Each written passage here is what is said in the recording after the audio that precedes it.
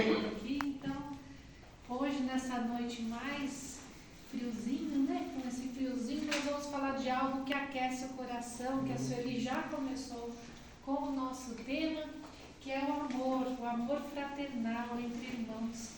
Afinal de contas, quando nós dizemos que o Pai é nosso, nós estamos dando as mãos para todos os nossos irmãos, aqueles que gostamos e aqueles que não, admitindo eles em nossa família como irmãos.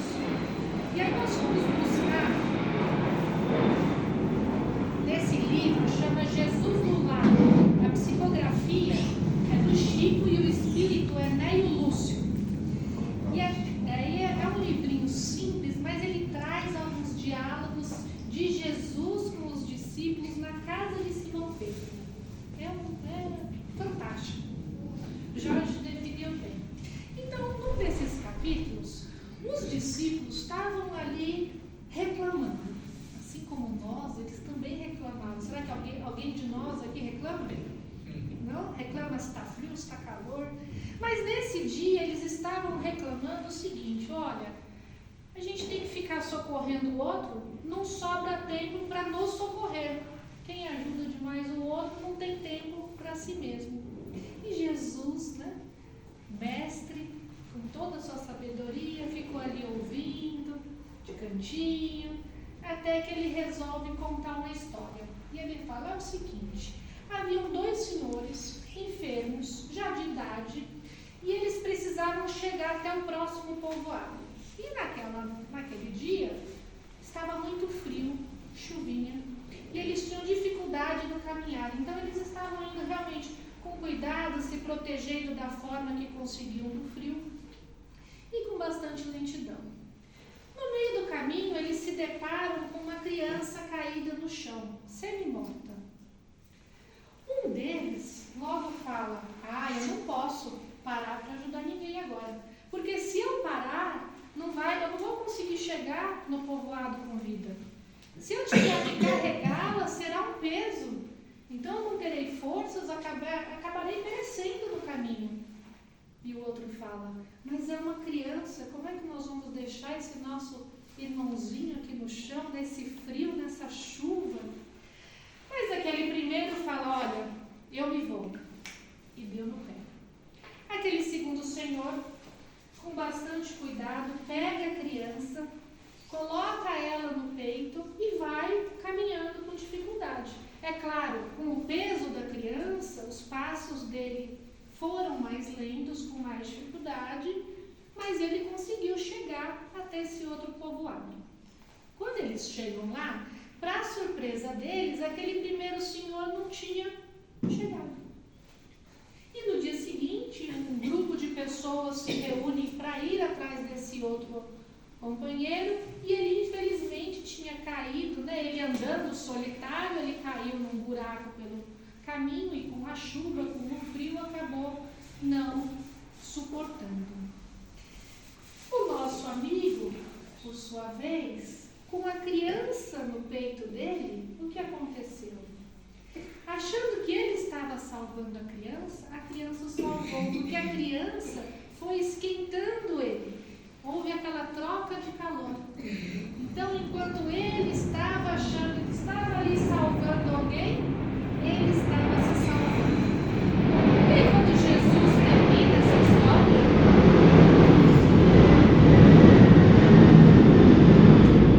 os discípulos ficam com aquela cara envergonhada.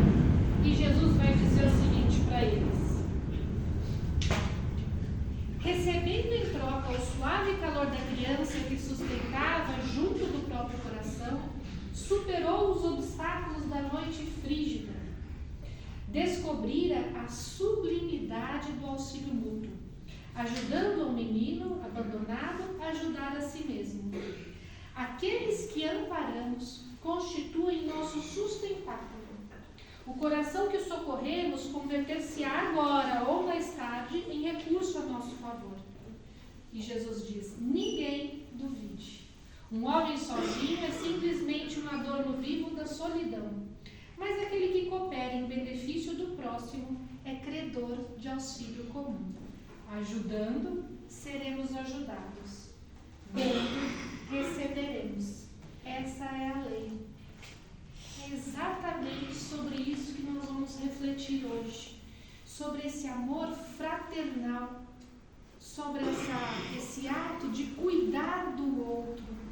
Jesus, quando esteve aqui entre nós, ele foi questionado qual seria o maior mandamento. Vocês se lembram? Amar a Deus com toda a sua alma, seu espírito, com toda a sua força. E ele diz, e eis o segundo mandamento, amar ao próximo como a si mesmo. Aí nós podemos questionar, seriam 3 formas diferentes de amar? Eu amo a Deus de um jeito, amo ao próximo, amo a mim mesmo. Será que é isso que Jesus quis ensinar? Não, né? Jesus era um grande professor, era não? Era. E ele, assim como nós, quando vamos para a escola, a gente vai aprendendo devagarinho. A gente vai para a escola, o que a gente aprende no primeiro ano? A somar, né? 1 mais 1. Vai para o outro ano, aprende a subtrair. 4 menos 2. Vai aumentando, aprende a dividir. Jesus veio nos ensinar as facetas, as diversas faces do amor. Quem sabe a gente vai aprendendo aos pouquinhos como amar a mim mesmo, eu vou aprender a amar o outro, eu vou estar amando a Deus. Porque um amor desse não existe sem o outro, querem ver? Se eu estiver agredindo um irmão meu, um amigo, um parente com palavras, eu não posso estar amando a Deus. Porque esse meu irmão é um filho amado de Deus, tanto quanto eu sou. Se eu estiver me menosprezando, me deixando de lado, não cuidando de mim, eu não estou amando a Deus, porque eu também sou um filho amado de Deus. Então, amar a Deus, ao outro e a nós mesmos é o mesmo amor. E para a gente refletir como é que nós trazemos isso para a prática, para o nosso dia a dia, nós vamos começar 1 a 1, igual fez Jesus. Como é que nós nos amamos? Será que nos amar, esse alto amor, é egoísmo? É mais fácil do que fazer em casa. Vocês sabem por quê? Porque para o desconhecido você chega com 2 asinhas, né? Eu vim fazer caridade, vim te ajudar, vim fazer o bem. Se você faz isso na sua casa, seus filhos te olham e falam assim, o que você quer? Não é? Acha que é troca. Eles conhecem as nossas imperfeições, o nosso jeito de ser. Com o desconhecido é mais fácil, porque ele não conhece o nosso ladinho mais difícil, nosso lado teimoso. Então, fazer o bem dentro de casa, fazer o bem no nosso trabalho, ou com as pessoas conhecidas do nosso convívio, é muito mais difícil. Mas é muito bom também. Tem uma parábola de Jesus que não dá para deixar de lado se o tema é amor fraternal, que é o bom samaritano. Vocês conhecem? Eu vou resumir essa parábola. Havia um homem numa estrada, é bem parecida com a história, aliás, que Jesus contou. Mas havia um homem caído na estrada, ele tinha sido assaltado, bateram nele, deixaram ele nu, jogado na estrada. E por essa estrada vinha vindo um sacerdote, lá de Jerusalém. Ele vinha vindo do templo, conhecia das leis de Deus, provavelmente tinha acabado de participar de um culto. Mas quando ele vê um desconhecido, o caído na estrada, o que ele faz? Ele muda de calçada, passa reto. Logo depois dele vinha vindo um levita. O levita era o auxiliar dele, era alguém que ajudava lá no templo. E esse levita vê o caído no chão, e o que ele faz? Muda de calçada. E aí vinha vindo, depois deles, um samaritano. Samaritano é alguém que nasceu num local chamado Samaria. Aí esse samaritano chega, vê o caído, e ele se compadece, limpa os ferimentos desse caído, enfaixa, pega esse caído e coloca sobre o seu animal. Não tinha carro na história de Jesus, né? Naquela época era demais. Então, pega e coloca ele sobre o seu animal. Leva ele até a hospedaria. Cuida dele. Alguém que já cuidou de um doente a noite toda? É fácil ou é difícil? Já pensou no estranho? E no dia seguinte, quando ele tem que ir embora, ele fala para o dono da hospedaria: olha, tem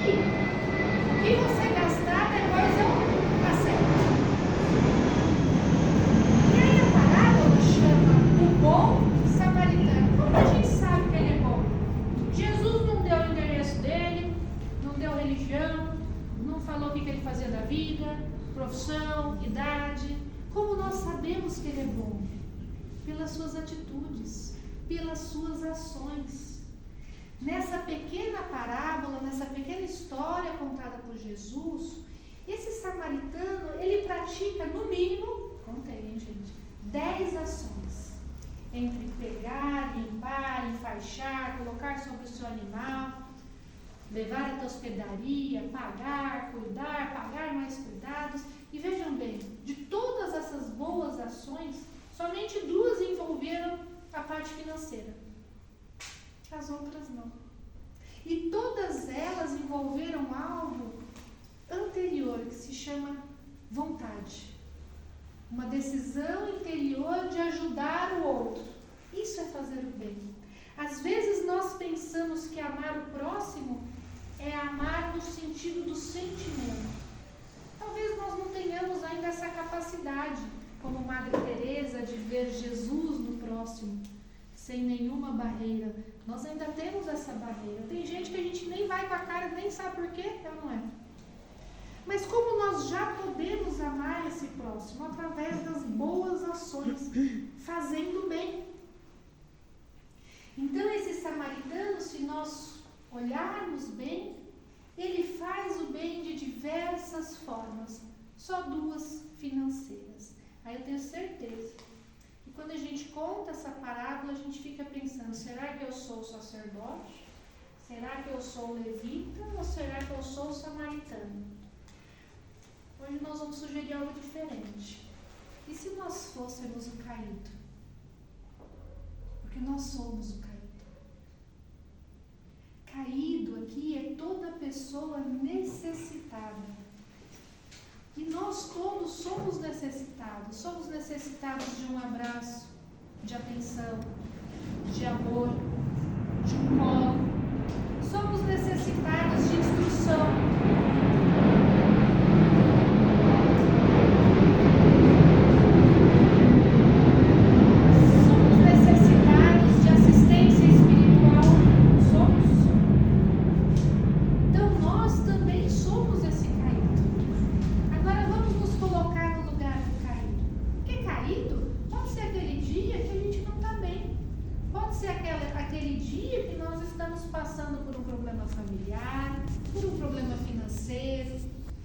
Alguém muito querido que retorna ao plano espiritual.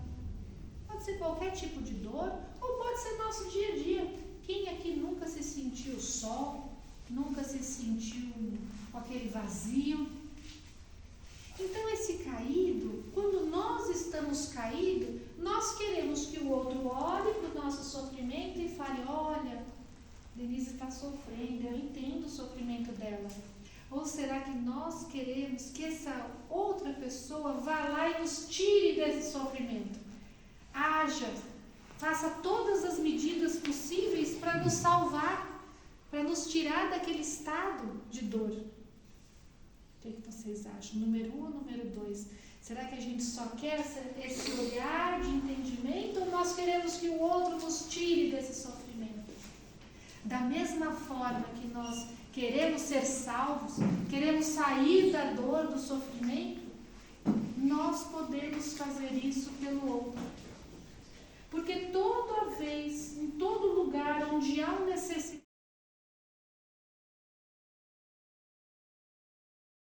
incentivo alguém, sou eu que me encorajo. Parece que aquelas palavras de incentivo para o outro entram dentro da minha alma como se, olha, força, estou falando para o outro, mas eu estou ouvindo. Quando eu abraço alguém, eu sou abraçada. Quando eu salvo alguém, ele me salva. É o que Jesus falou. Tem um podcast de um rapaz chamado Simon Sinek, uma coisa parecida. E ele fala de um outro experimento interessante. O rapaz pediu para entregar um café no drive-thru do Starbucks, sem ser visto.